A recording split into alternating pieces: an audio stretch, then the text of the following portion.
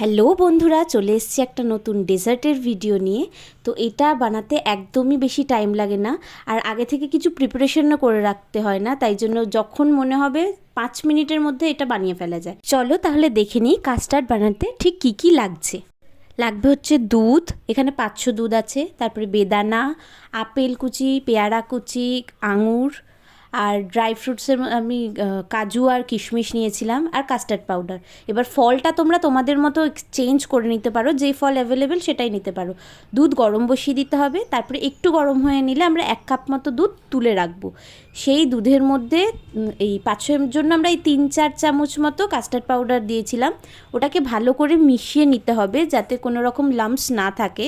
এবার বাদবাকি দুধটা গরম হয়ে গেলে তার মধ্যে চিনি দিয়ে দিতে পারো। এবার তোমরা যদি চিনি না খাও, তোমরা তার সাবস্টিটিউট যেটা নাও সেটা দিয়ে দিতে পারো। তারপরে চিনিটাকে মিক্স করে নিয়ে এবার আস্তে আস্তে কাস্টার্ড গোলা দুধটা তার মধ্যে অ্যাড করতে হবে, আর কনস্ট্যান্টলি মিক্স করে যেতে হবে যাতে কি না নিচে ধরেও না যায়, আর এটা ভালো করে মিক্স হয়ে যায়। এবার দুধটা একটু ঘন হয়ে যাবে, তোমরা বুঝতেই পারবে কনসিস্টেন্সিটা একটু চেঞ্জ হয়ে যাবে, একটু ঘন ঘন হয়ে এলে তার মধ্যে কেশর, এটা অপশনাল, তোমাদের কাছে চাইলে দিতেও পারো নাও দিতে পারো।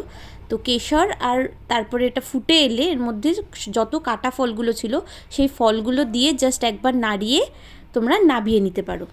এবার এটা অলমোস্ট রেডি। আমি এর মধ্যে কেশর আর বেদানা দিয়ে গার্নিশ করেছিলাম, এটা অপশনাল, তোমরা চাইলে করতেও পারো নাও করতে পারো। তো গার্নিশ করা হয়ে গেলে এটা ফ্রিজে দিয়ে দিতে হবে, এটা পুরো ঠান্ডা হবে, তারপরে নাবিয়ে সার্ভ করতে হবে। আমার এই রেসিপিটা যদি তোমাদের ভালো লাগে তাহলে ভিডিওটাতে একটা লাইক করে দিও, আর বাড়িতে অবশ্যই একবার ট্রাই করে দেখতে পারো, আমাকে জানিও কেমন লাগলো তোমাদের। দেখা হবে অন্য কোনো ভিডিওতে, ততক্ষণ অবধি টাটা।